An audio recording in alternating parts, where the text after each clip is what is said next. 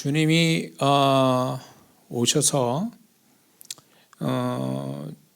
우리를 공중으로 끌어올려 공중에서 그분을 만나는 사건은 성경에서 말씀하고 있고, 그 사건은 단 이례적으로 오는 사건이라는 거죠. 그런데 우리가 그 사건을 경험할 수 있는 세대에, 전 세대에 가장 영광스러운 세대에 살고 있는 사람들입니다. 믿습니까? 왜 그러냐면 그분의 오심이 지금 굉장히 가까이 와 계시기 때문에 그렇습니다. 우리가 생각한 것보다 하나님의 시간이 굉장히 빠르게 지금 진행되고 있다는 거죠. 이거는 영적으로 전 세계 어떤 성도들은 영적으로 깨어있고 주님과 소통하는 성도들은 다 같이 똑같은 말을 한다는 거예요. 어느 한 사람만 열성적인 어떤 열정적인 성도에게서만 얘기하는 게 아니라 전 세계에 깨어있는 모든 성도들은 다 이런 말을 한다는 거예요.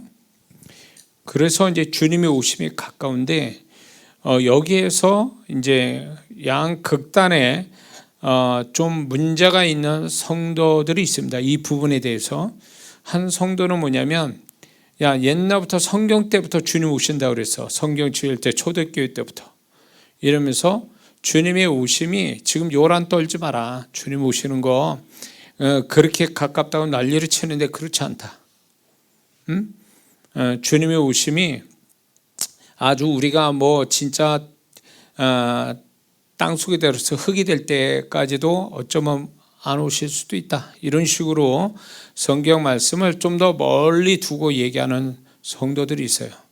그래서 신앙의 어떤 각성을 갖는 게 아니라 괜찮아, 이런 신앙을 갖고 가도 괜찮아, 난 구원받았으니까, 이런 식으로 구원받은 것이 꼭 휴고 성도가 되는 것처럼 생각하는 성도들이 있단 말이에요.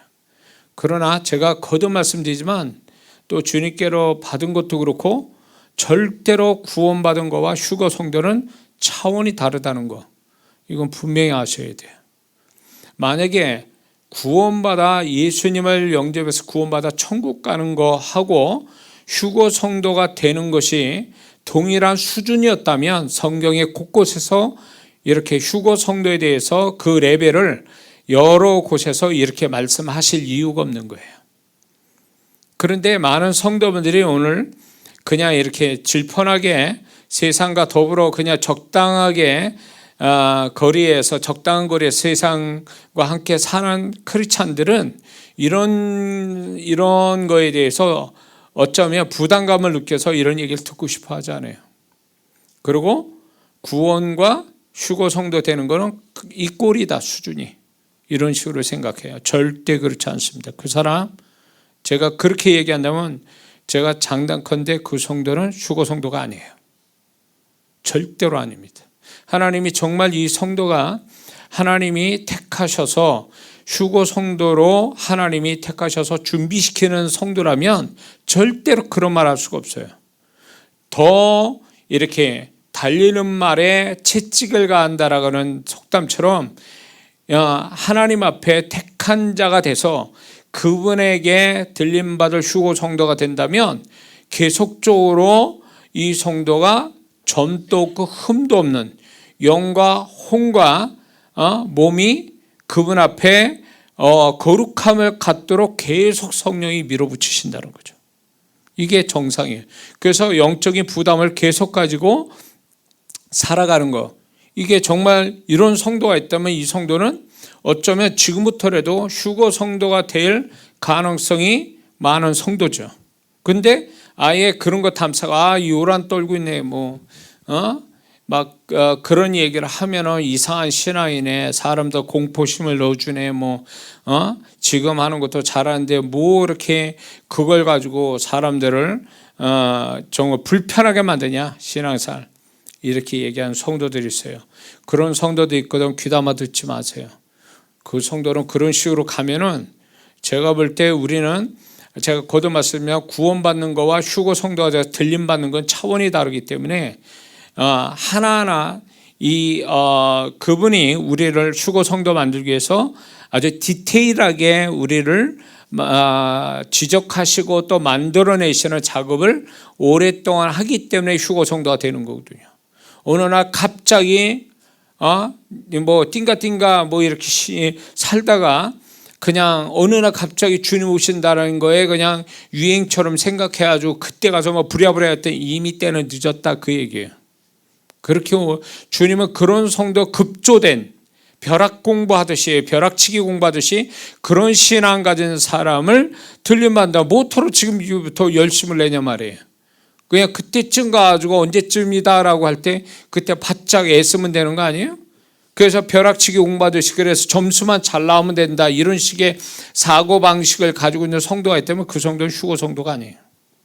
하나님이 어쩌면 하나님이 정말 휴거 성도로 이렇게 이끌어가는 성도는 절대 아니라는 거죠. 이런 성도가 있는가 하면 한쪽 또 반대쪽에는 어떤 문제가 있는 성도가 뭐냐면 이거에 대해서 너무 집착 내지는 너무 그쪽으로 치우쳐서 그런 쪽으로 자꾸 이제 그래서 자기 생활이 안 되고 그렇게 거기다 집착하다 보니까 가정 생활도 안 되고 직장 생활도 못하는 이런 성도들이 있단 말이에요.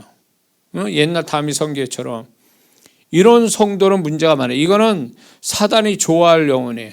이게 성경적 진리인데 휴거는 성경적 진리인데 그거에 대해서 사단은 그걸 가지고 영혼들을 망치게 하는 거죠. 영혼을 망치고 그 다음에 그의 삶을 망치는 신앙을 망치는 이쪽에 극단적인 사단의 미혹대에서 이렇게 치우친 신앙을 가진 자들이 있다라는 거죠. 그러니까 저와 여러분들은 이 양극단에 속하면 절대 안 된다는 거죠. 그분이 오심을 제가 이제 거듭 몇 번 말씀드렸지만 그분이 오실 때 그거에 대한 어떤 말씀을 좀 구절을 찾아보면 주님이 마태복음 24장 40절에 그때에 두 사람이 밭에 있으며 하나는 데려감을 당하고 하나는 버려둠을 당할 것이고 누가복음 17장 35절에 두 여자가 함께 맷돌을 갈고 있으며 하나는 데려감을 당하고 하나는 버려둠을 당할 것이라. 이 두 구절에는 공통점이 있어요. 두 가지. 하나는 하던 일을 하다가 들림받는다는 거지. 하던 일. 그러니까 결국 뭐냐면 늘 일상의 삶을 살고 있다가 들림받는다는 거예요. 그러니까 특별하게 뭐 직장 때려치고 가정 때려치고 산기도 가가지고 그런 데서 준비해서 그런 사람이 아니라는 거예요. 휴거 성도라는 것이 그냥 일상생활을 하되 정말로 그분의 오심을 준비하면서 일상생활을 하는 사람, 이런 사람이 들림받는다는 거죠. 그리고 이 두 구절에서 공통점이 뭐냐? 한 사람을 버려둠을 당하고 한 사람은 데려감을 당한다. 그러니까 두 명이니까 한 명은 그분이 데려가시고 하나는 버려둠을 당함으로 50대 50이라는 거죠. 1대 1이에요. 결국 이거는 뭘 얘기합니까? 데려감, 버려둠. 이거는 결국 뭐냐면 똑같지 않다라는 거예요. 같은 신앙에 같은 일상을 살아도 주님이 택한 휴거 성도는 따로 있다라는 거죠. 그게 이게 100%가 아니라는 얘기예요. 제가 계속 그 주님의 비유를 가지고 얘기도 제가 드렸지만은 100% 아니에요. 구원받아서 들림받는다. 구원받았으니까 들림받는다. 100% 아니라는 얘기예요. 그러니까 주님의 오심에 자격 있는 성도는 적어도 크게 생각한다면 50%는 남고 50%는 들림받는 거죠. 크게 생각한다면. 반이 남는 거예요. 크게 우리가 생각해도. 그러니까 이거를 비유로 들면 이거를 성경에서 보면은 광야의 애굽에서 나올 때 60만이었어요. 60만인데 60만을 이스라엘 사람들이 유대인들이 숫자를 대입할 때에 장정만 60만이라는 거예요. 노인과 여자와 어린아이를 뺀 거예요. 그래서 애굽에서 나온 이스라엘 백성은 성경에선 60만이지만 실제로는 거의 200만이 된다, 이렇게 하는 게 성경학자들이 얘기해요. 그게 맞다는 거죠. 왜냐하면 노인네, 여자, 어린아이 빼니까 장정만 따지니까 결국은 장정만 60만이면 결국 노인네와 여자와 어린아이까지 다 포함하면 200만이 된다는 얘기죠. 그런데 놀라운 거는 가나안 땅 들어가는 그 숫자도 60만이에요. 그러면 이걸 뭘 얘기하냐? 그러면 중간에 60만이 장정이 가나안 땅 들어가면 이 소위 말해서 광야 1세대 사람은 광야에서 다 죽었다고 분명히 말씀하고 있죠. 그러니까 반만 들어간 거예요. 가나안 땅을. 반은 광야에서 죽었고. 그러니까 이게 계시된 거예요. 반만 구원받고 반만 가나안 땅 들어가고 반은 광야에서 죽었다. 이게 구원을 상징하기도 하고 주님의 오심을 계시하는 사건이 될 수 있다라는 거죠. 우리가 구원받았습니다. 구원받았는데 교회도 잘 안 나와, 세상 사람처럼 그렇게 막 살아. 그러면 그 사람 정말 천국 갈 수 있을까요? 저는 절대 못 간다고 보는 거예요. 구원은 그런 구원이 아니거든요. 제가 거듭 말씀드리면 예수님이 십자가에서 그 희생을 치르고 우리에게 구원 주신 것이 얼마나 값지고 놀라운, 세상에 값을 칠 수 없는 그 놀라운 선물인데, 하나님의 선물을 그런 식으로 관리한다고요? 그 구원에 보답하기는커녕 그 구원을 무시하고 우습게 여기고 다시금 예수님이 십자가에 다시 못 박는, 예수님을 못 오가는 그런 구원 받은 자가 그렇게 생활하는데 그게 구원이 유지가 됐냐, 그거예요. 절대 될 수 없다고 봐요, 저는. 그러니까 이게 구원을 상징한다면 반은 같이 구원받았어도 반은 탈락한다는 얘기지. 가나안 땅 못 들어간다는 얘기잖아요. 그럼 이게 휴거를 어떤 그걸 가지고 대입을 한다면 결국 50, 그러니까 100%가 아니라 50%만 결국 자격이 있는 성도가 된다는 거죠. 가나안 땅 들어갈 자격이 있는 성도. 그러니까 주님의 오심이 이게 구원하고 다르다. 구원의 수준하고 다른 수준을 요구하고 성경은 무수히 여러 군데서 우리에게 그걸 제시하고 있기 때문에 우리는 그런 것들을 잘 말씀으로 이렇게 배워서 내가 거기에 합당한지 합당하지 않은 건 뭔지 이거를 발견해서 이거를 제거시키는 것이 이게 지혜로운 신앙을 갖는 모습이라는 거죠. 믿습니까? 왜 막연하게 휴거와 나는 이 정도면 됐어라고 하는 그런 생각을 갖게 되는 원인이 뭔지 아세요? 성경을 제대로 안 봐서 그래요. 성경 안에서, 하나님 말씀 안에서 어떤 성도가 주님께 들림받는 성도인가로 그 자격을 구약부터 시작까지 계속 계시하고 있음에도 불구하고 이걸 아예 모르고 지 생각대로 나는 이 정도면 됐다라고 하는 이 성경의 무지한 자가 착각을 일으켜서 나는 주님의 들림받는 자라고 이렇게 생각한다는 거예요. 오늘날 교회 안에도 이런 성도들이 많아요. 양극단의 성도 말고요, 제가 처음에 얘기한 양극단의 성도를 말고 가운데 그냥 성경에 무지해서 그냥 지금 교회에 다니는 그저 그러한 도토리 키재기 하듯이 그저 그러한 성도들 속에서 내가 있으니까 그들이 기준인 것처럼 생각해서 그들과 내가 그들을 보니까 나나 그 성도나 별반 다를 게 없으니까 내가 저 성도들과 어떤 신앙이 그 정도니까 나도 괜찮은 성도야, 이렇게 생각한다는 거죠. 그러면 그게 위험하다는 거예요. 왜? 성경에 무지하니까. 성경에서는 이미 하나님이 어떠한 성도가 돼야 될지를, 특히 휴거 성도가 되기 위해서는 어떻게 해야 되는지를 이미 낱낱이 다 계시하고 있는데 그걸 찾아보지 않고 그거에 충격받거나 자극받지 않고 그냥 주변 상황을 보고 자기 생각에 이렇게 착각을 일으켜서 이 정도면 됐다라고 하는 성도들이 교회 안에 무수히 많다는 거예요.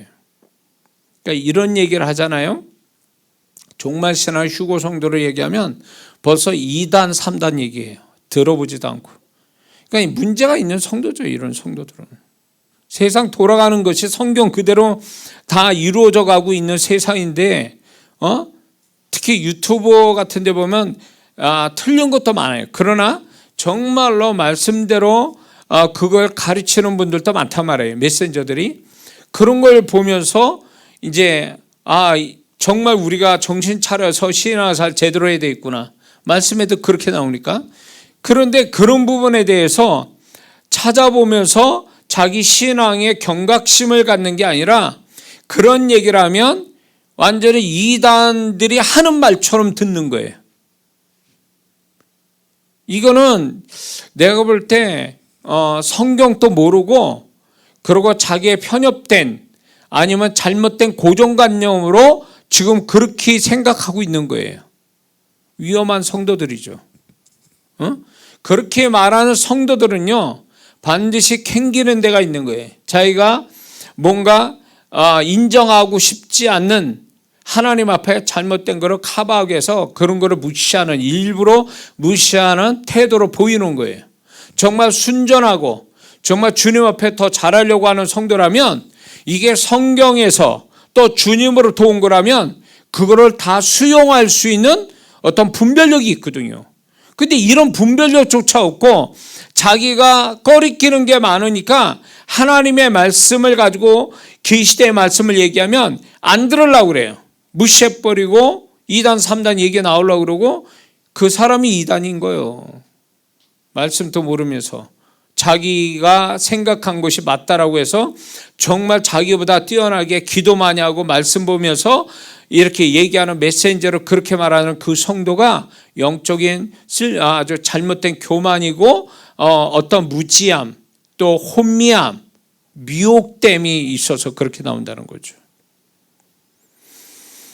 자, 그래서 저는 이거를 이 메시지를요 누구도 이거를 저는 이제 말씀을 가지고 휴고 성도는 어떻게 돼야 되는가를 저는 말씀 속에 찾아가지고 저와 여러분들이 그 하나님이 말씀에서 요구하는 그 틀을 가진 휴고 성도가 되자는 게 이 메시지 전하는 목적이에요. 이해가 되시죠? 그래서 지금까지 얘기했는데 오늘 얘기할 건 이거예요. 여러분들 엘리야가 불말과 불병거를 타고 승천했다 라는 거에 대해서 뭐 주일학교 애들도 다 아는 성경 이야기거든요. 근데 이 부분에서 이 속에서 우리 휴고 성도가 어떤 과정을 갖고 있는가, 어떤 과정을 지나가는가를 계시하고 있다라는 거예요. 지금 엘리야가 휴고, 이게 소위 말하면 휴고죠. 불말과 불병거를 타고 올라갔으니까 휴고되는 이 휴고될 때에 그냥 어느 날 갑자기 집 앞에서 휴고된 게 아니라 하나님이 4군데 장소를 옮겨가면서 끝에 가서 그를 공유에 이렇게 올려가게 하시잖아요. 이 4군데의 장소가 오늘날 휴고될 성도가 어떤 과정, 어떤 모습을 가져야 되는지를 계시하고 있다는 거예요. 이 4군데의 장소가. 그거를 우리가 함께 지금 이 시간에 나누려고 하는 거예요. 자, 그렇다면 먼저 하나님이 이 엘리사를 빼는 겁니다. 이 얘기에서 엘리사 빼고 엘리야를 어디로 먼저 보내시냐? 길갈로 보내시죠. 처음에. 그래서 이제 열왕기하 2장 1절에서 여호와께서 해오리 바람으로 엘리야를 하늘로 올리고자 하실 때 엘리야가 엘리사와 더불어 길갈에 나가더니 길가에서 나가더니 길가에 이제 하나님이 그를 보내셨단 말이에요. 그러면 왜 하나님이 엘리야를 길갈로 보내셨을까? 할 때에 이 길갈의 역사적 의미가 있어요. 이때 당시 말고 거슬러 더 올라가게 되면 이 길갈은 광야 이스라엘 백성이 가나안 땅 들어와서 정착한 첫 번째 장소거든요. 길갈이. 그래서 광야, 애굽 광야를 지나서 가나안 땅 들어가서 첫 번째 머물게 된 장소가 길갈이에요. 길갈은 새로운 출발의 첫 장소로 의미하는 거죠. 이들에게 있어서 가나안 땅 들어와서. 그래서 길갈은 두 가지 중요한 의미를 가집니다. 첫 번째는 길가의 뜻이 있습니다. 길가의 뜻. 길가가 무슨 뜻이냐라고 할 때 여호수아 5장 9절에 여호와께서 여호수아에게 이르시되 내가 오늘날 애굽의 수치를 너희에게서 굴러가게 하였다였으므로 그곳 이름을 오늘까지 길갈이라 하느니라. 그래서 이 길갈의 뜻은 굴러가다 그런 뜻이에요. 굴러가다. 그럼 뭐가 굴러간다는 거예요, 이게? 이거는 하나님의 이 말씀이 그거예요. 너희들이 애굽에서 당한 그 수치가 이제 가나안 땅 들어오면서 그게 다 사라졌다. 그게 먼 곳으로 굴러갔다 그런 뜻이거든요. 그러면 이들의 어떤 이 길갈에 머물게 됐다는 것은 하나님이 또 엘리야를 길갈에 있게 했다는 것은 이 뜻이 결국 이스라엘 백성이 애굽의 수치가 끝났음을 의미하는 거거든요. 길갈에 들어왔다는 건. 그러면 하나님께서 엘리야를 길갈에 있게 하신 것이 오늘날 휴거 성도에게 어떤 의미가 있느냐 할 때 이 길갈의 뜻은 우리가 죄악으로 인해서 수치와 고통과 멸망을 십자가의 보혈로 사라짐으로 구원받은 자가 되었음을 또 천국에 들어갈 자가 되었음을 계시하는 거라 그 얘기예요. 그러니까 길갈은 구원이면서 천국에 들어갈 자의 어떤 그 상징과 같은 장소라는 거죠. 그러면 이거는 결국 무엇을 얘기하냐면 우리가 구원받은 자의 어떤 처음에 구원을 확실히 우리가 수치와 어떤 죄악에서 벗어나서 거기에서 떠나서 하나님의 자녀로서 천국 갈 자격 있는 자가 되어진 것이 그걸 상징하는 게 길갈이라는 거예요. 그러니까 휴거 성도가 된다는 건 결국 소위 말해서 그 어떤 하나님 앞에 이제 확실한 구원의 확신을 가지고 있는 성도여야 된다는 걸 여기서 말씀해 주고 있는 거죠. 그리고 길갈이 뭐가 또 있었냐면 길갈에서 이스라엘 백성들이 할례를 받습니다. 할례를. 그래서 길갈은 하나님과 아브라함과의 언약을 상징하는 할례를 행한 곳이 길갈이거든요. 출애굽기 창세기 17장 14절에 보니까 할례를 받지 아니한 남자 곧 그 양피를 베지 아니한 자는 백성 중에 끊어지리니 그가 내 언약을 배반하였습니다. 그러므로 하나님의 아브라함에게 할례를 행하게 하신 것은 아브라함과 하나님의 언약을 맺었다라는 것을 보증하는 하나의 보증서 같은 게 할례라는 거죠. 그래서 이 할례는 결국 뭐냐면 아브라함에게 약속한 하나님의 언약의 계승자임을 보증하는 행사예요. 할례라는 뜻이. 할례를 받는다는 것이. 그런 의미에서 이 할례가 오늘날 우리에게 영적 할례, 영혼의 할례로 죄악이 사라지고 하나님의 자녀가 됨을 계시하는 거죠. 이게. 그래서 이 할례를 우리가 영혼의 할례로 받았다는 것은 이제 어떤 그 할례를 받아서 그 표피가 사라졌다라는 얘기는 결국 우리의 죄악이 우리가 가지고 있는 죄악이 이 할례를 받음으로 구원을 받음으로 이것에 떨어져 나갔다. 사라졌다. 그런 의미에서 구원을 상징하는 거다 그 얘기예요.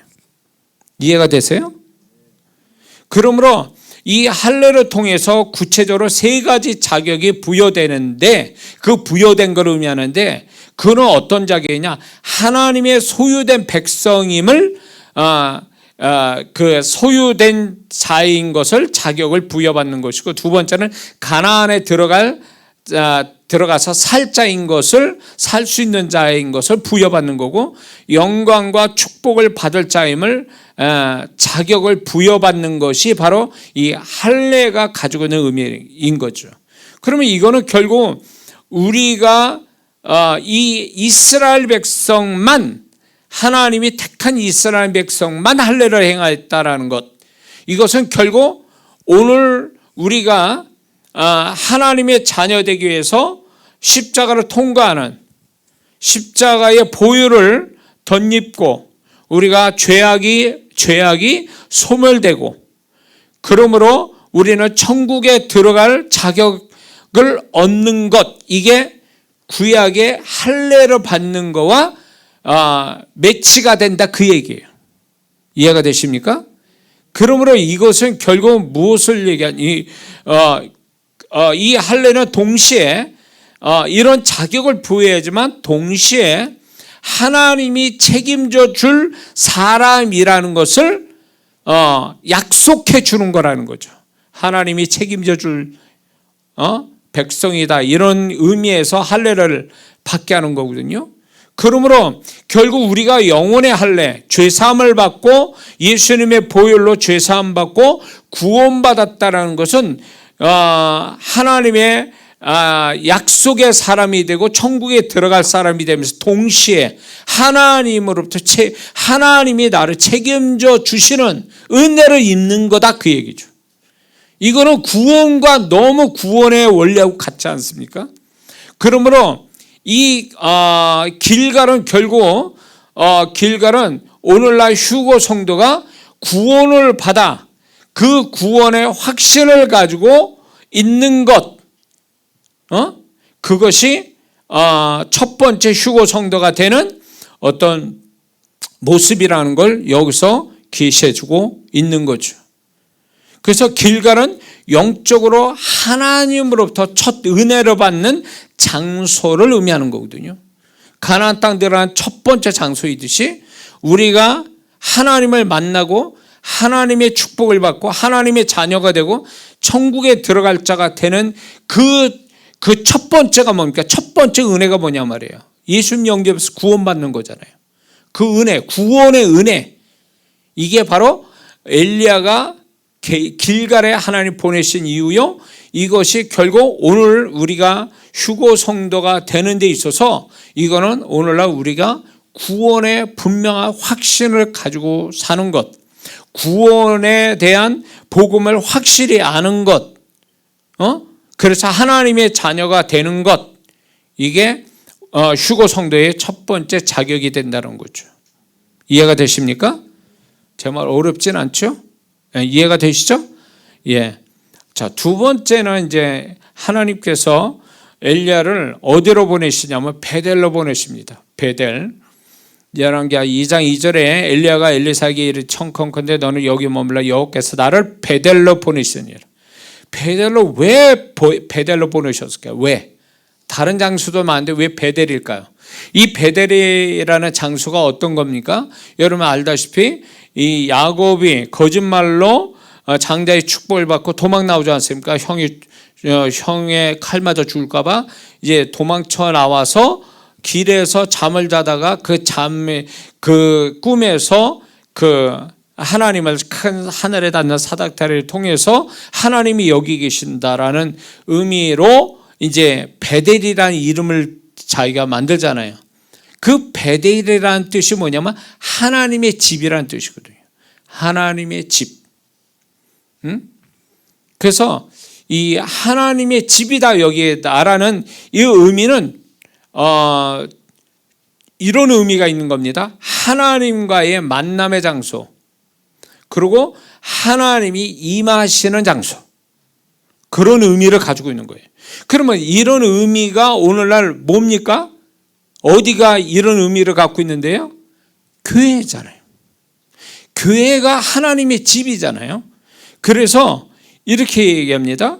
디모데전서 3장 15절에 만일 내가 지체하면 바울이 그러냐, 너로 하나님의 집에서 어떻게 행하여야 할 것을 알게 하라 하미니 이 집은 살아계신 하나님의 교회요 진리의 기둥과 터니라. 하나님의 집이 결국 뭘 의미하냐면 하나님의 이 집이 결국은 진리의 기둥과 터다라고 말씀하면서 이 교회가 곧 하나님의 집이다 이렇게 얘기했어요. 그러면 교회는 두 가지 의미가 있죠. 믿는 자의 모임이 교회라는 어떤 영적 의미가 있고, 또 하나는 교회 성도들이 믿는 자가 모이는 현장, 그걸 교회라고 얘기하잖아요.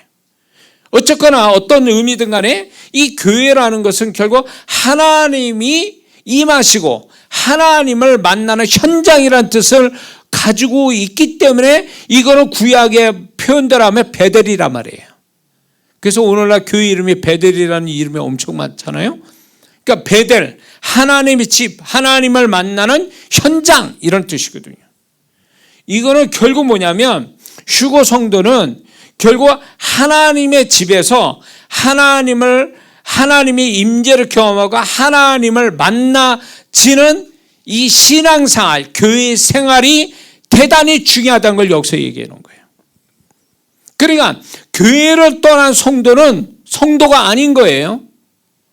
이미 교회를 떠난 성도는 그거는 진정한 의미에서 성도가 아니란 말이에요.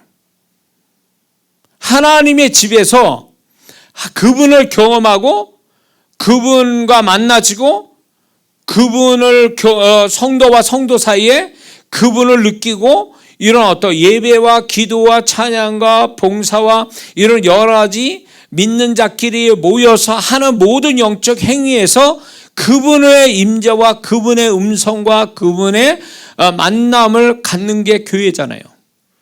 그게 휴거 성도한테는 절대적으로 필요하다는 걸 계시하는 거예요. 그래서 하나님이 엘리야를 베델로 보내신 거죠. 그 베델이 결국 엘리야가 휴거되는 승천하는 그 과정의 한 과정이었단 말이에요. 그냥 곧바로 요단강에 가서 거기서 하나님 들림 받은 게 아니라 이 과정을 겪었다는 건 결국 이런 과정이 있었기 때문에 엘리야가 이제 그 과정 속에서 이제 들림 받은 것처럼 우리가 휴거 성도가 되는 데는 이런 과정이 영적인 과정이 필요하다. 이게 중요하다라는 계시를 우리한테 주시는 거죠. 그래서 우리는 교회를 통해서 더욱더 그분을 만나고 경험하고 그분의 축복과 그분의 기적을 경험하고 그분과 친밀함 갖고 여러 가지 교회의 생활을 통해서 그분을 다양하게 만나지고 경험하는 것, 이게 하나님의 집 교회에서 이루어지는데 이게 휴거 성도한테는 절대적으로 필요하다는 거죠. 그러니까 교회는 세상의 어떤 친목단체가 아니에요. 교회의 우선이 되고 중요한 건 뭐냐면 하나님을 경험하는 거예요. 이 교회에서 경험된 하나님, 다양하게 예배나 기도나 찬양이나 교제나 어떤 봉사를 통해서 그분을 만나서 경험되어지는 것, 이것이 교회의 본질이란 말이에요. 하나님을 경험하는 것이 교회의 본질이기 때문에 교회 생활을 잘하는 사람은 결국 누구냐? 하나님을 경험하면서 사는 사람. 교회에서 경험된 그 하나님을 자기 일상에서 또 경험하는 것. 이게 교회의 확장이죠. 하나님의 집이 교회라는 건물의 현장에 머무는 게 아니라 이 사람이 집이 하나님의 가정이 하나님의 집이 될 수 있고 일터가 하나님의 집이 되는 거죠. 자기의 일상이 하나님의 집이 되는 거야. 하나님이 만나지는 베델이 되는 거죠. 베델. 그러니까 교회가 베델이요, 가정이 베델이요, 일터가 베델이 되는. 그래서 이 베델을 경험하는 것이 휴거 성도에서 굉장히 중요하다. 이게 휴거 성도의 자격을 갖는 것이다 라는 거죠. 근데 많은 성도분들이 교회 생활을 그냥 이렇게 사람 만나고 종교 의식 치르듯이 하고 그냥 어쩔 수 없어서 그냥 최소한 예의만 갖추고 많은 그런 교회 생활이라면 이 사람은 휴거 성도는 아니에요. 이런 사람이 무슨 휴거 성도가 되겠어요? 응? 이런 성도는 절대로 휴거 성도가 되지 못합니다. 수박 겉핥기식으로, 그리고 신앙을 최소한만, 소위 말해서 병원의 환자로 말하면 거의 다 죽어가는데 뭐 산소 호흡기 끼고 있는 사람, 그 사람을 산 사람이라고 말할 수 있습니까? 엄격하게 말하면 말도 못해, 듣지도 못해, 움직이지도 못해, 겨우 뒤척이면서 그런 분들을 제가 비하하는 게 아니라 만약에 그런 중환자실에 가 있는 그런 사람이라면 이게 온전한 사람 역할을 하는 게 아니잖아요.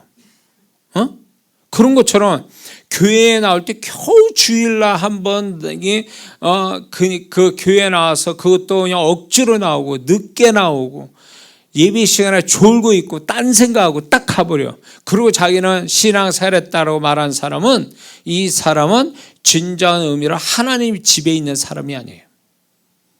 베델에 있는 사람이 아닌 거지. 진짜 휴거 성도는 베델을 경험하는 거예요. 하나님의 집을 경험하는 거예요. 하나님이 임재하는 현장을 갖고 있는 거죠. 믿습니까? 교회라는 현장, 가정, 일터, 자기 일상의 삶 속에서 베델을 여기저기에다 두고 경험하는 것, 그게 휴거 성도의 아주 중요한 모습이라는 거죠. 근데 오늘날 많은 성도분들이 그냥 먹고 사는데 바쁘고 세상 바라보고 사람 바라보고 이러다 보니까 그분을 잊어버려요. 그분은 내 안에 계시고 언제나 내 곁에 계시면 그분을 찾으면 그게 그 장소가 야곱의 베델이 되듯이 베델이 되는 건데, 우리는 그분이 같이 계심에도 불구하고 우리는 베델을 경험 못한다는 거죠. 안 하는 거예요.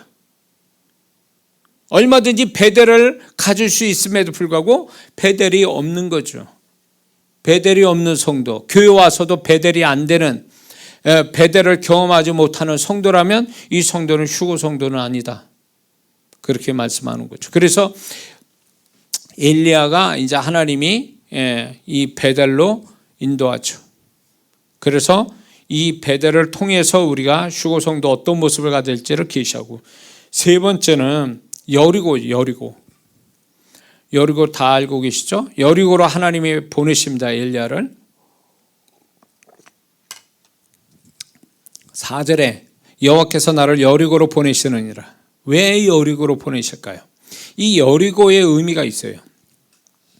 이 여리고의 이름의 뜻이 뭐냐면 향기의 도시라는 뜻이거든요. 향기의 도시.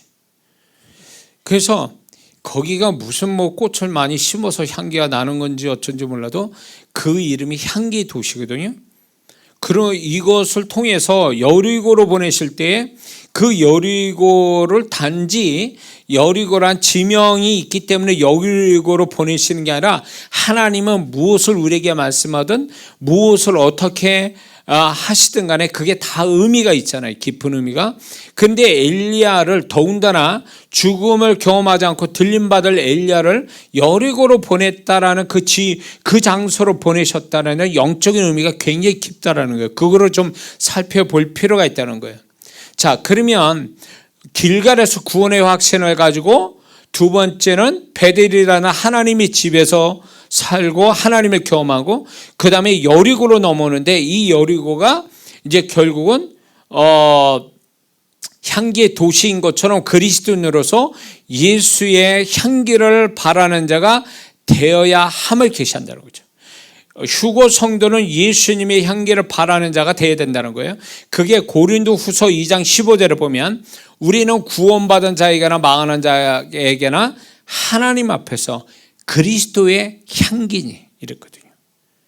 그렇기 때문에 자, 하나님 집에서 하나님을 만나게 되면 그 다음에 어떤 모습으로 가져야 휴거 성도가 되느냐 할 때, 그거는 결국 뭐냐면 향기를 가진 성도가 되어야 된다.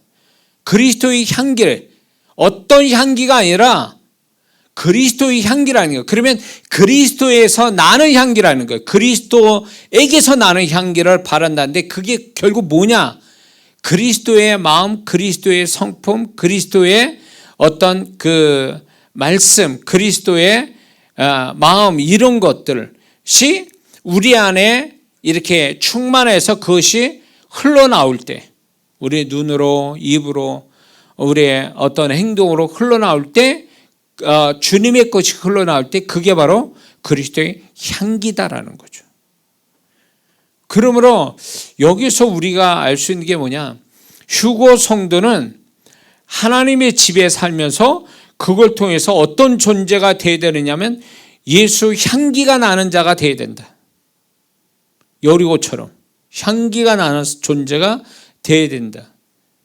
그래서 그 향기는 결국 그리스도의 마음이요 성품이요 그분의 말씀이 우리 안에 내재돼서 그게 흘러나오는, 그게 그리스도의 향기라는 거죠. 이런 성도가 되어야 된다. 착한 인간적 성품이 아니에요. 착한 인간적 성품이 아니라 구원받아 하나님 주님의 것을, 빌립보서 2장 5절에 너희는 이 마음 품으라 곧 그리스도 예수의 마음이니, 그분의 마음. 고린도전서 2장 16절 바울이 우리가 그리스도의 마음을 가졌느니라 그랬거든요. 그리고 요한복음 15장에도 그는 그 포도나무에 우리는 그 가지이니, 그 포도나무에서 나오는 줄기에서 나오는 것이 결국 열매를 맺는데 그 포도나무의 줄기가 누구냐 말이에요. 예수님이잖아요. 그 예수님이 우리 가진 우리를 통해서 뭘 맺어요? 예수님의 열매를 맺는다. 그거. 이게 이 말하고 이게 이어지는 거거든.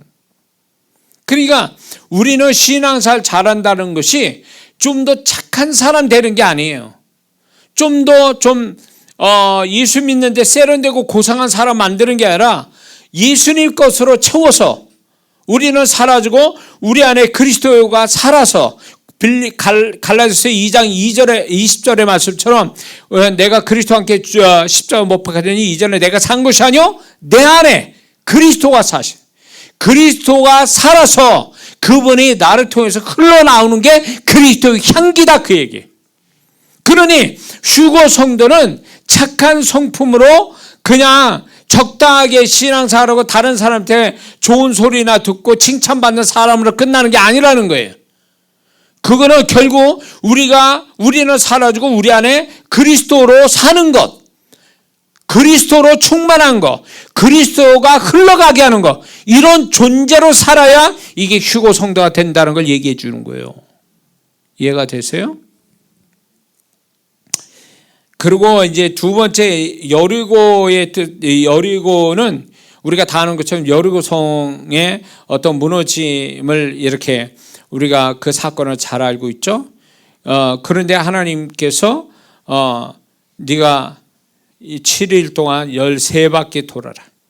그분의 말씀이 어떻게 보면 이치에 안 맞고 상식적이지 못한 것에 대해서 이스라엘 백성이 전부 다 그 말씀에 믿어지고 또 순종함을 해서 기적을 경험하지 않습니까? 그렇죠? 성경 안 읽으셨어요? 대답 좀 줘요. 이 유튜브 성도들 나 혼자 지금 떠든 줄 알아 제가. 코로나 때 실제로 그랬어요. 코로나 때 저하고 박 목사하고 저 방송실에 제 아들 이전사가 있었거든요. 셋이서 이 유튜브를 했단 말이에요. 그래서 다른 성도들은 그러니까 코로나 때 못 나오잖아요. 그러니까 유튜브를 통해서 이제 설교를 듣는데 제가 막 이렇게 소리를 질러대니까 여기에 많이 있는 줄 알지만 아무도 없어요. 나하고 박 목사하고 우리 아들 전우사가 셋이서 예배를 인도하고 있었거든요. 예. 이 유튜브 성도들이 그거 모르시죠. 그러니까 그것도 하나의 능력인 것 같아. 아무도 없는데 많은 사람이 있는 것처럼 설교하는 것도 그것도 능력인 것 같아. 제가 그러니까 무슨 생각이 나냐면 개척했을 때 개척교회를 했을 때 이제 교인이 없었어요. 그래가지고 그때 어떤 일이 있었냐면 이제 조그만 건물 지하에 한 14평 되는 데서 개척을 시작했거든요. 그런데 그때 이제 한 6개월 됐는데도 이제 이 의자가 딱 이렇게 장의자가 요쪽 5줄, 요쪽 5줄, 그래가지고 양쪽으로 10줄 있었단 말이에요. 근데 이쪽 대표 박 목사, 이쪽 대표 여자 청년 하나, 이렇게 두고 제가 2명을 들고 설교를 한 거예요. 2명을 데리고.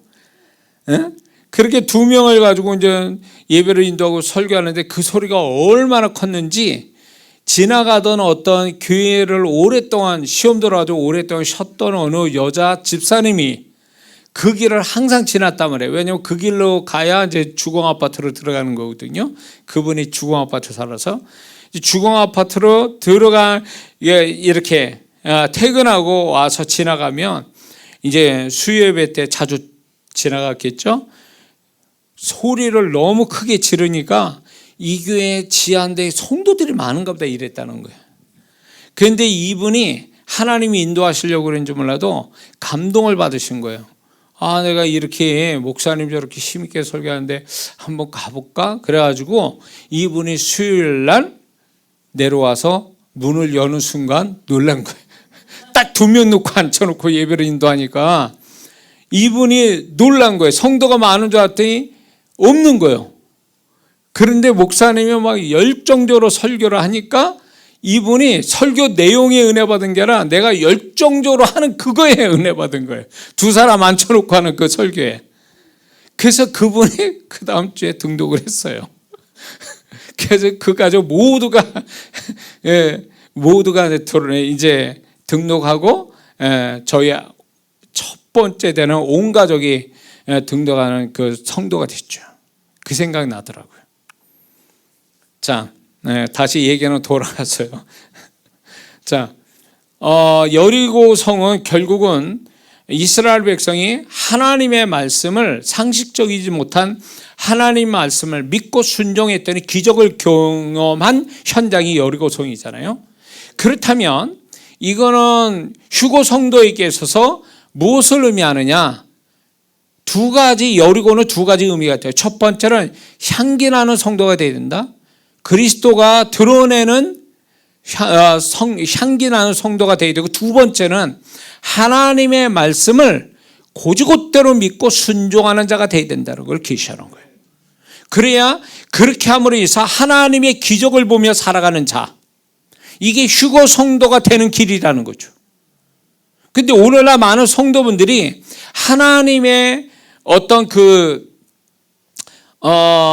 하나님의 축복을 받아가는 데 있어서 하나님의 말씀을 믿지 않고 순종을 하지 않으니까 기적이 없는 거예요. 근데 오늘날 유튜브 성도, 특히 우리 유튜브 성도나 현장에 오는 성도분들이 기적을 많이 이렇게 지금 홈페이지에 올라와 있는 걸 보면 정말 제가 느끼는 게 뭐냐면 이건 보통 믿음이 아니다. 왜냐하면 믿음으로써 기적이 오는 거니까. 그런 기적을 경험할 믿음 정도면 굉장히 혈류증 영이 복음서에 나타난 그 믿음을 가진 자의 믿음이라는 거죠. 그러니까 기적을 본 거잖아요. 그러면 저는 무슨 생각이 드냐면 이 정도면 향기 나는 크리스찬이요, 하나님의 말씀을 듣고 순종해서 기적을 볼 정도면 이 성도는 3번째 휴거 성도가 될 수 있는 자격이 부여된다는 거죠. 그걸 계시하고 있는 거죠. 그래서 하나님이 엘리야가 휴거되기 전에 하나님은 여기로 이 장소로 거쳐가게 하는 것이 오늘날 휴거 성도가 되기 위한 과정을 보여주시는 거다, 이렇게 말씀하는 거죠. 이해가 되십니까? 자, 근데 여기서 또 하나 생각해 볼 게 뭐냐면 여리고 성은 결국 하나님의 어떤 그 안에 있는 하나님의 축복들을 이제 갖게 하는 데 있어서 방해되는 게 여리고 성이잖아요. 그러므로 이 여리고 성을 깨부셨다라는 것은 그 방해물을 깨부셨다는 얘기거든요. 그러니까 이거는 또한 무엇을 얘기하냐면 우리가 주님을 따르고 말씀대로 사는 데 있어서 오는 그 장애물, 방해물들을 깨트리며 가는 자, 그런 장애물과 방해물들을 과감하게 말씀에 순종해서 깨트리며 가는 자, 이 자가 바로 이기는 자다 이거죠. 여리고 성은 이긴 자가 가진 거잖아요. 진자가 가진 게 아니라 이스라엘 백성이 말씀대로 해서 여리고 성을 탈취하게 되잖아요. 그것처럼 말씀에 순종해서 이기는 자의 모습을 보여주는데, 이게 계시록 7교회에 예수님이 동일하게 말씀하신 것이 뭡니까? 이기는 자에게 상 주신다는 이 약속이 바로 여기서 연결이 되는 거거든요. 그러니까 우리가 알아야 될 게, 주님은 우리가 패배당하면 위로와 격려를 해주세요. 신앙이 또 된다면 책망까지 하세요. 그러나 패배자한테는 상이 없어요.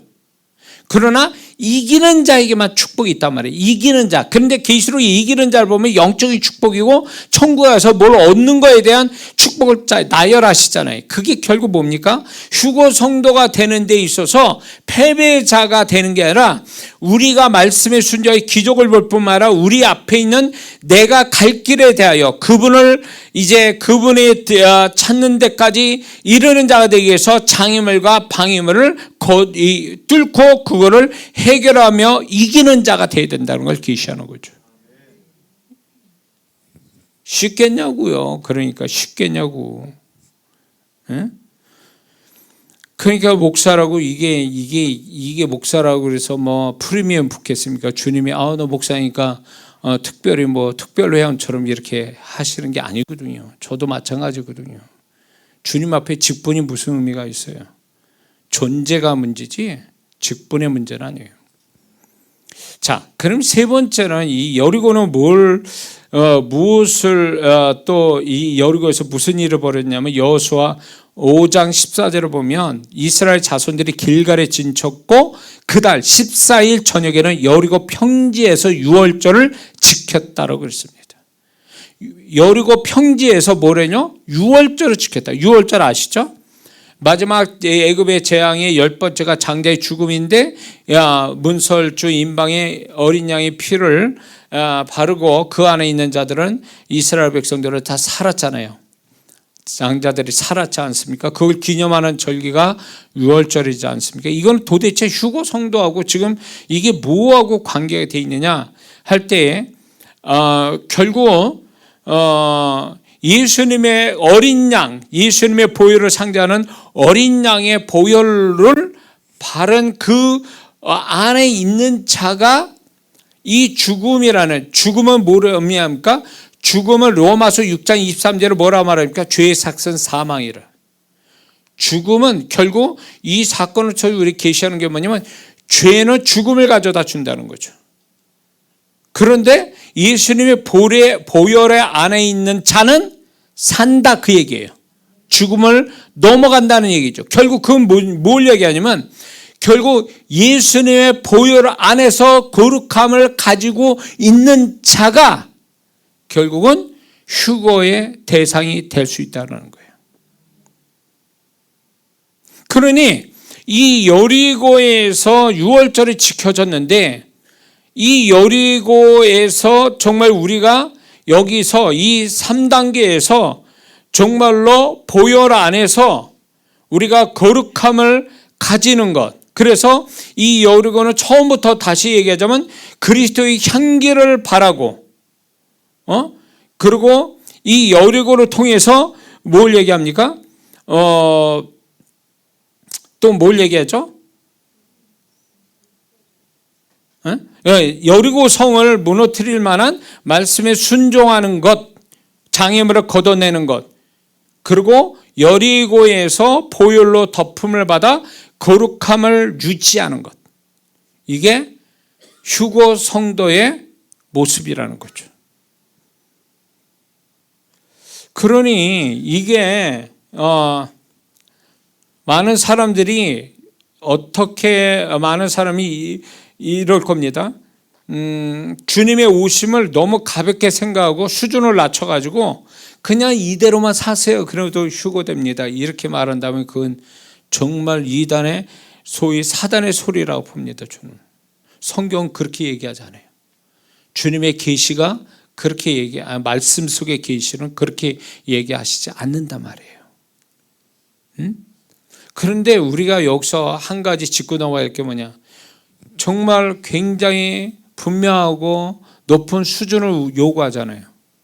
근데 이것이요, 내가 노력해서 되는 게 아니라는 거죠. 내가 내 노력으로 내 의지로 되라는 얘기가 아니에요.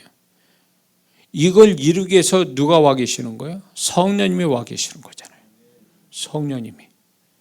성령님이 와 계시고 뿐만 아니라 말씀 자체가 우리한테 역사를 주시거든요.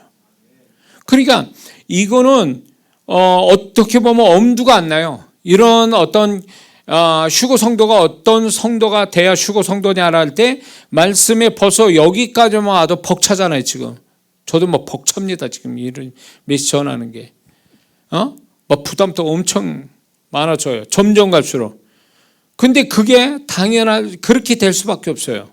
왜냐하면 그분은 이것이 그렇게 간단하거나 수준 낮은 게 아니라 높은 수준을 요구한다고 계시하고 있기 때문에 우리는 이것을 다 소화시켜야 되거든요. 소화시키면서 이게 내 능력 가지고 되지 않음을 절감하면서 우리는 이거를 이루시기에 위해서 와 계신 진리의 성령, 거룩의 성령께서 우리를 도와주셔야 가능하다는 것을 우리는 절감해야 된다는 거죠.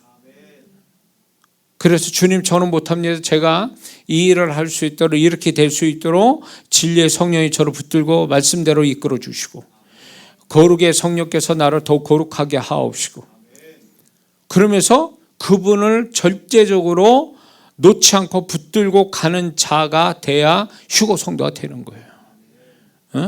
아니 그냥 진짜 너 나올 것이 다 누구나 다 그렇게 뭐 지금 되는 사람들이 뭐 100% 들림받고 뭐 하다못해 50%도 들림받는다고 이런 정도로 우리가 너무 이렇게 가볍게 여길 정도면 굳이 성경에서 심각하게 얘기하실 이유가 없단 말이에요.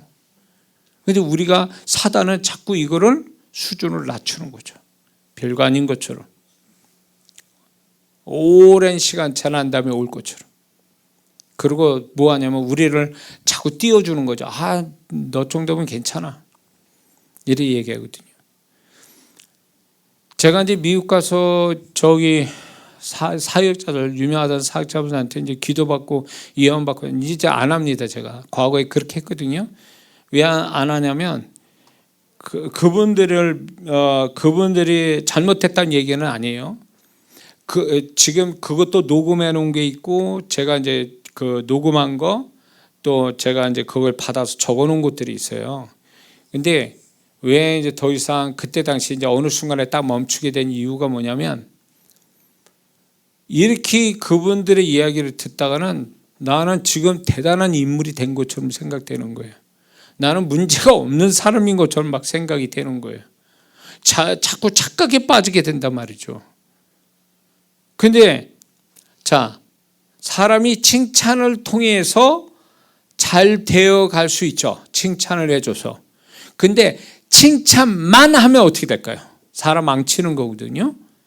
그래서 칭찬과 책망이 같이 가야 되는데 이 책망의 소리를 못 듣는다면 이 성도는 반드시 이상한 쪽으로 흘러가게 돼 있어요. 왜? 인간은 교만하고 원래부터가 교만하고 인간은 부패한 마음을 갖고 있기 때문에 그 좋은 소리 칭찬이 나중에 썩어요. 안에 가서 변질되게 만들어요. 처음엔 좋은 건데 그게 들어오면서 음식 먹을 때가 똑같아요. 음식 맛있는 걸 먹었습니다. 지금 몇십만 원짜리 먹었어요. 맛있게 먹으면 뭐해? 장에 내려가서 결국 화장실 갈 건데 그런 식이에요.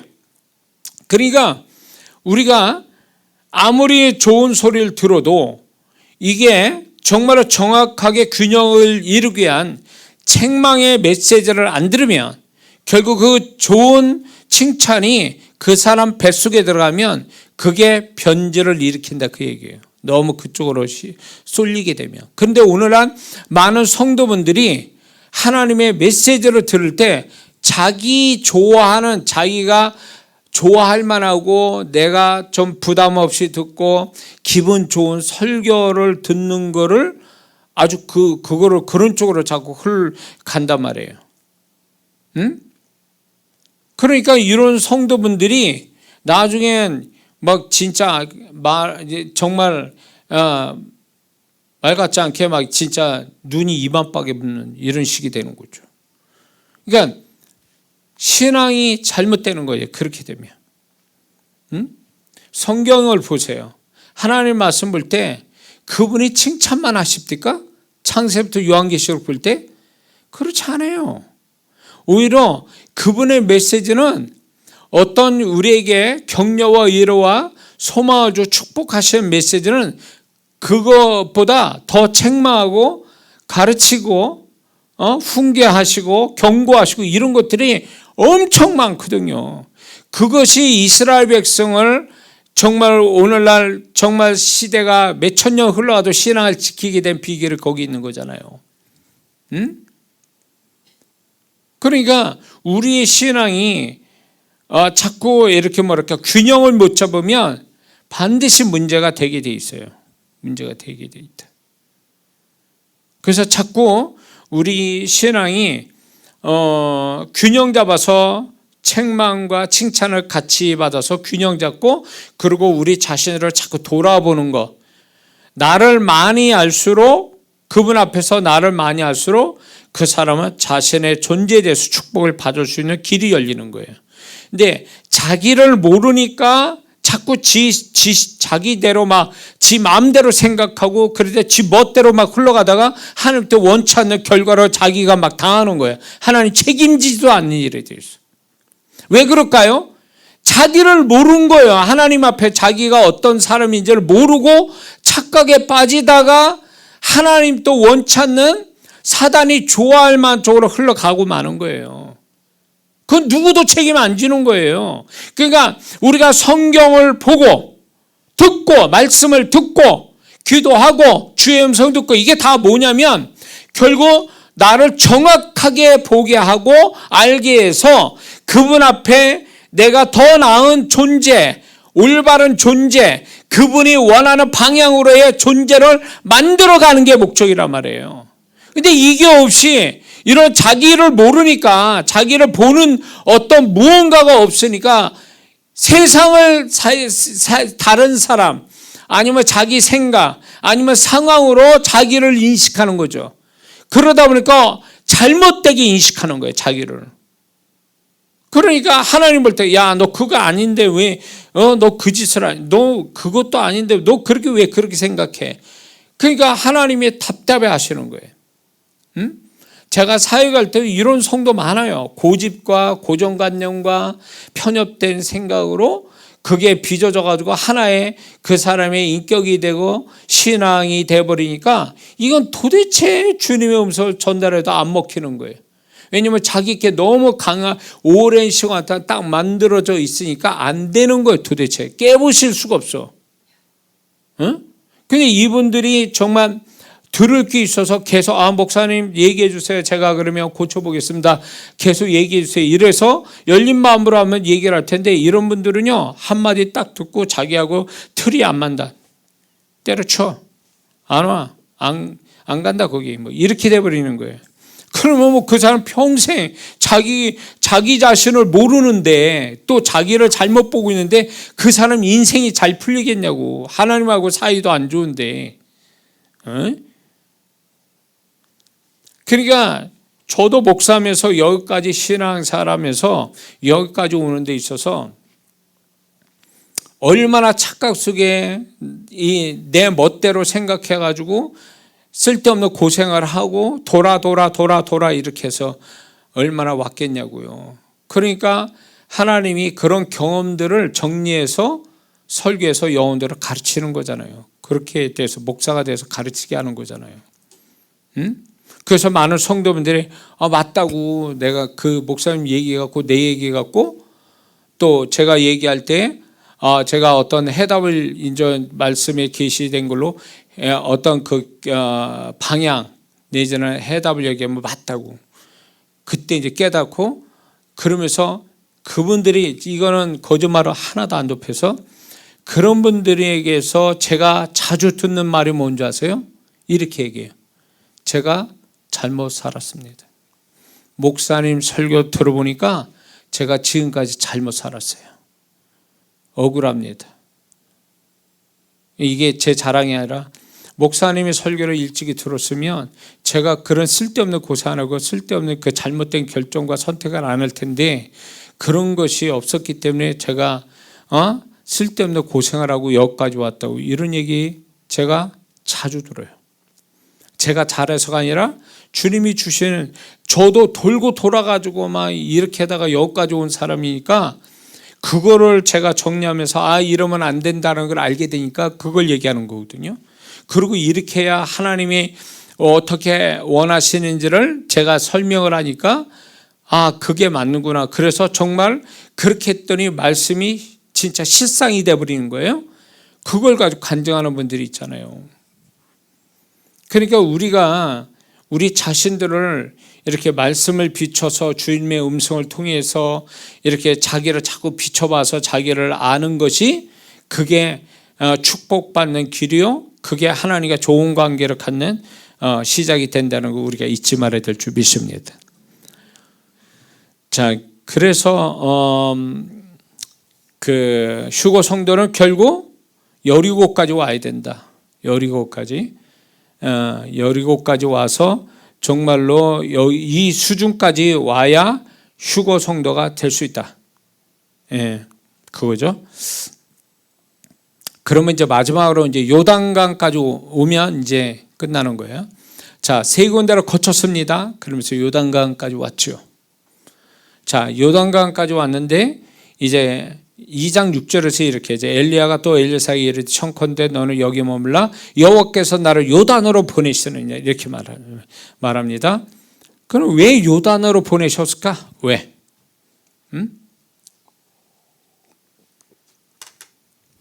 요단은 애굽과 광야로 버리고 새로운 지경 가나안 땅이라는 가나안 땅으로 들어가는 그 지점에 앉는 거예요. 중간 지점이죠. 꼭지점에 와 있단 말이에요. 양쪽에 꼭지점. 거기에 와 있다는 걸 의미하는 건데, 이거는 결국 무엇을 얘기하냐면 모든 성도들은 영적으로 이 지점에 있다라는 거예요. 애굽과 광야로 돌아갈 거냐 아니면 가나안 땅으로 들어갈 거냐에 대한 그 경계선에 서 있다. 그래서 여기서 잘못하면 가데스 바네아에서 광야 1세대처럼 우리를 죽이려고 여기까지 왔고 우리는 가나안 땅 못 들어간다 이렇게 해서 다시 뒤돌아가서 40년을 헤맨 거잖아요. 그게 하나님 뜻은 아니잖아요. 근데 이들이 그 꼭지점에서 잘못된 거죠. 근데 이 요단강은 이제 결국은 이전의 세계와 알지 못하는 더 좋은 세계를 이어지는 어떤 과정 통과 어떤 지점에 있는 거거든요. 여리고가 요단강이. 그거는 결국 많은 성도들이 여기 지점에 다 있다라는 거예요. 그래서 어떤 태도를 취하냐, 돌아갈 거냐, 여기서 요단을 건너서 가나안 땅 들어갈 건가는 어떤 새로운 결단, 선택, 어떤 믿음. 요단강은 배로 간 게 아니잖아요. 그냥 물이 멈춰서 그냥 걸어간 거잖아요. 그런 장소인 것처럼 많은 크리스찬들은 이 지점에 서서 어떤 생각을 가지고 어떻게 행동할 건가가 다 여기에 서 있다라는 거죠. 어떤 사람은 더 이상 가고 싶지 않아. 광야 1세대처럼. 그냥 나는 여기서 머물 거야. 결국 머문다는 것이 결국 이 요단에 머물단다는 것은 요단 강가에 머물단다는 것은 머문다는 것은 세상을 의미하는 애굽도 아니고 세상을 의미하는 또 광야도 아니고 사단에 속한 애굽도 아니고 세상을 상대하는 광야도 아니에요. 그렇다고 가나안 땅도 아니에요. 축복의 하나님의 약속은 가나안 땅도 아니고 이 요단 강가에 서 있다라는 건 결국 이쪽도 저쪽도 아닌 중간 얼치기라는 거죠. 그러니까 이 성도는 축복도 아니고 망한 자도 아닌 거죠. 그러니까 오늘날 교회 안에 이런 성도가 있다라는 게 여러분들 이거 아셔야 돼요. 세상 사람도 아니고 정말 진짜로 그분이 인정할 만한 성도도 아니고 지금 계시록이 어떤 교회입니까? 라우디가 교회죠. 라우디가 교인들은 세상 사람도 아니고 그렇다고 하나님의 칭찬받는 성도도 아닌 거예요. 애굽에 있는 것도 아니고 광야에 있는 것도 아니고 가나안 땅도 아니고 요단 강가에 머물고 있는 자와 똑같은 거죠. 이게 오늘날 이걸 뭘 얘기하냐면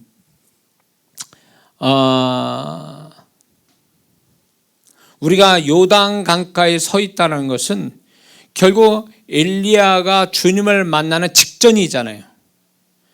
요단 강가에 왔다는 것은 결국 그 뭘 얘기하냐면 우리가 이 요단 강가에 엘리야가 있는 것처럼 우리도 똑같이 요단 강가에 서 있는 자인데, 이거는 다시 말해서 엘리야에 대입해 보면 주님을 만날 시간이 가까이 왔음을 얘기해요. 거의 가까이 왔다는 걸 얘기해 주는 거예요. 그래서 여기서 놀라운 게 뭐냐면 요단 강을 그 옛날에 이스라엘 백성이 언약궤를 메고 들어감으로 해서 요단 강물이 갈라졌잖아요. 한 벽을 세워서 마른 땅을 들어가서 가나안 땅에 들어갔잖아요. 근데 여기에 동일하게 이런 얘기가 나오잖아요. 열왕기하 2장 8절 엘리야가 겉옷을 취하여 말아 물을 치매 물이 이리저리 갈라지고 두 사람이 육지 위로 건너더라. 그 이스라엘 백성이 했던 그 모습 그대로 그 기적을 지금 엘리야가 지금 직접 보여주고 있는 거예요. 이것이 결국 뭘 상징하는지 아세요? 요단 강물이 그때 당시에는 이게 헐몬산에서 눈이 녹아서 홍수 나듯이 물이 꽉 찼다는 거예요. 그래서 이게 말랐을 때는 시냇가처럼 몇 발짝 건너서 들어가는 요단 강이지만 강이라 말할 수도 없지, 내까지. 그러나 이게 물이 불어버리면 이게 진짜 강이 되고 엄청난 홍수가 난 물처럼 굉장히 위험스럽고 겁나는 요단강인데, 이거를 이스라엘 백성은 언약궤를 메고 들어가서 물이 갈라지는 걸 경험해서 건너가고, 엘리야도 물을 쳐서 옷을 쳐서 물이 갈라져서 그걸로 건넜다, 육지처럼 라고 할 때 물은 뭘 얘기하냐면 죽음을 의미하는 거예요. 죽음. 응? 물이 덮이면 죽는 거잖아요. 꼭 그 홍해에 이스라엘 백성이 광야로 가고 홍해에 쫓아왔던 바로의 군사들이 물이 합침으로 그들은 그 홍해에 그냥 수장이 되는 것처럼 죽음을 경험하잖아요. 그러니까 이 물은, 불어난 물은 죽음을 의미하는 거예요. 그런데 광야 1세대나 광야 2세대는 결국 죽음을 맛보지 않고 물을 정말 한쪽을 세우고 육지처럼 지나갔다는 건 죽음을 맛보지 않고 통과했다는 얘기잖아요. 그러면 엘리야도 마찬가지예요. 엘리야도 이 사건이 하나의 죽음을 맛보지 않고 육지처럼 건너갔다 이 얘기예요. 그러면 이걸 우리에게 휴거 성도에 대입해 보면 결국 이건 휴거의 사건의 계시라는 거죠. 죽음을 맛보지 않고 우리는 들림을 받는 그런 존재가 된다는 걸 계시하고 있는 거죠. 응? 이해가 되십니까?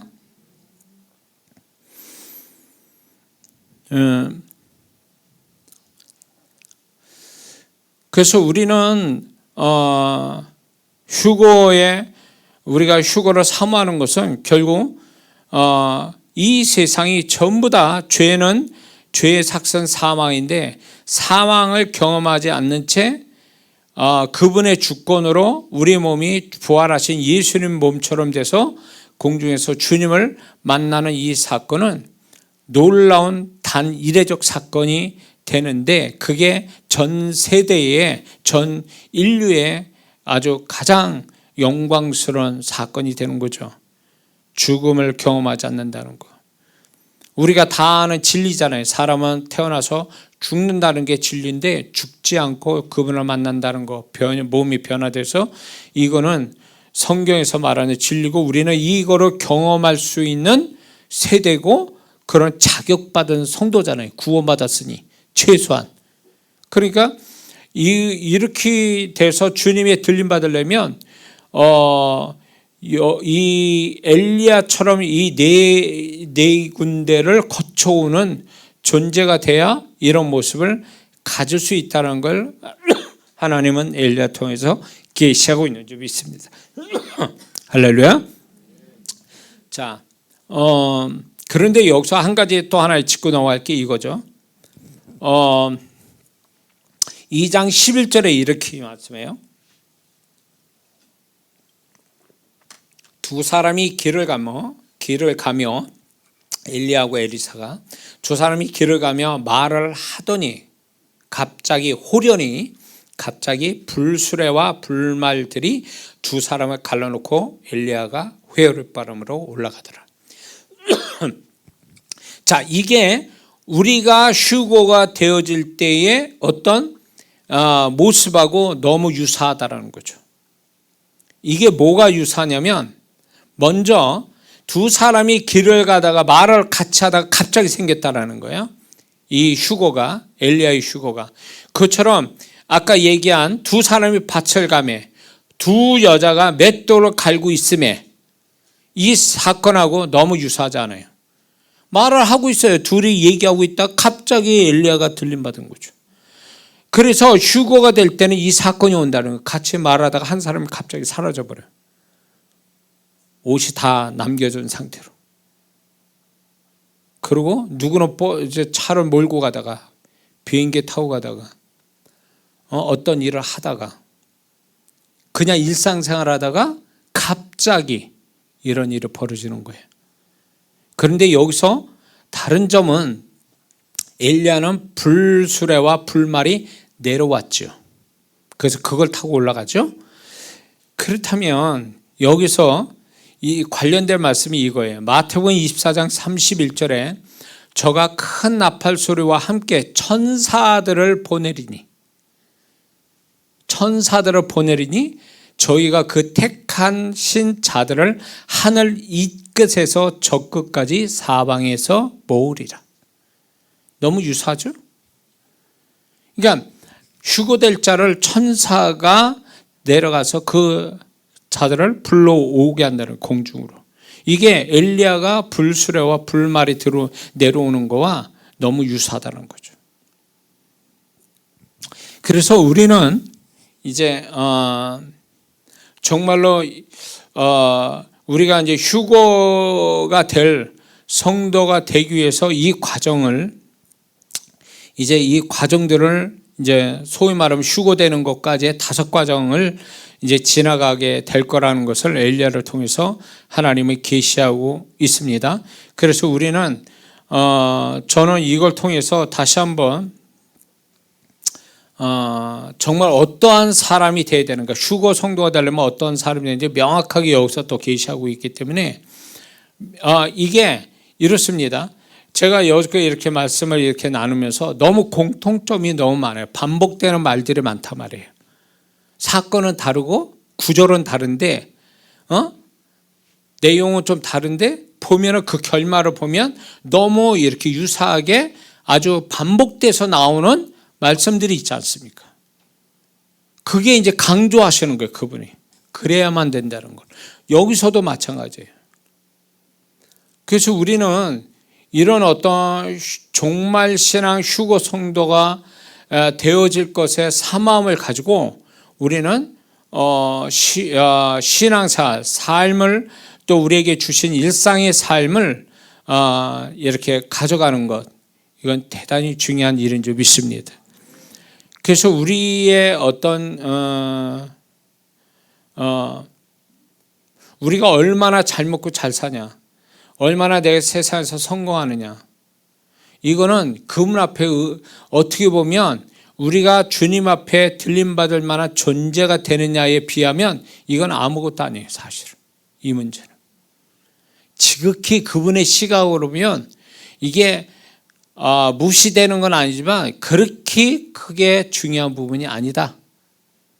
근데 우리는 여기에다만 초점을 두고 정말 그분으로부터 들림받는 성도가 되는 거에 대한 이런 것들이 차곡차곡 이렇게 정리되지 않고 틀이 안 잡히게 되면 이거는 평생 후회할 수 있다는 거죠.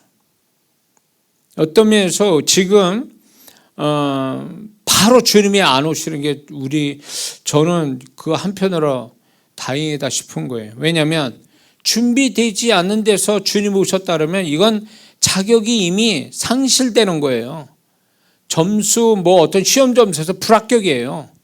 근데 지금 저는 이런 메시지를 전하면서 사실은 저 자신을 한번 점검하고 준비를 하기 위해서 이 말씀이 준비가 되는 거예요. 사실은 개인적으로 저한테 먼저. 그리고 여러분과 함께 이걸 나누어지면서 저는 뭘 이렇게 느끼냐면 이걸 전하면서 그분이 내가 이걸 전하는 걸 원하시고 그리고 그게 맞다라는 걸 내 심령에서 계시하시거든요. 그러니까 제가 담대하게 말씀을 전하는 거예요. 휴거에 대한 종말 신앙, 이 세상 어떻게 돌아가는지에 대한 정보가 중요한 게 아니에요. 언젠가 그분이 오시는데 세상이 어떻게 돌아가는 걸 잘 몰라도 괜찮아요. 다만 주님이 오심에 대해서 우리가 어떠한 존재가 돼야 되는가에 대해서만 우리가 집중적으로 그걸 알고 그것만 지켜나간다면 그 사람은 성공하는 사람 되는 거죠. 그분 앞에서. 이해가 되시죠? 그걸 위해서 우리는 지금 살아가고 있는 거예요, 지금. 그러니까 너무 우리가 세상 속에서 잘 살아야 된다는 거에 막 미쳐가지고 미치는 건 아니더라도 하여튼 거기에 빠져들어가지고 세상 사는데 열심히 내잖아요. 그러면 뭐가 온 줄 아세요? 영적인 거가 값어치 없어 보여요. 이건 틀림없어요. 세상이 중요하게 여겨지면 하나님의 것이 아무것도 아닌 것처럼 돼요. 별거 아닌 것처럼. 그래서 심지어는 돈만 원이 더 중요하지 그분 앞에 기도하는 게 중요치 않다고 생각하는 사람들이 점점 많아진다는 거예요. 우리가 그렇게 돼서는 안 됩니다. 신앙이 우리 존재와 삶을 다 구원한단 말이에요. 근데 우리는 신앙이 중요한 게 아니라 우리가 살아가는 삶이 또 먹고 사는 어떤 세상살이가 더 중요하게 여기면 이 사람은 저는 휴거 성도는 아닙니다. 그래서 우리가 이런 메시지를 통해서 여러분들이 좀 더 경각심을 가지고 주님 앞에 더 이렇게 그분이 바라시는 존재의 모습으로 바뀌어가기를 주의 이름으로 축원합니다. 기도합니다.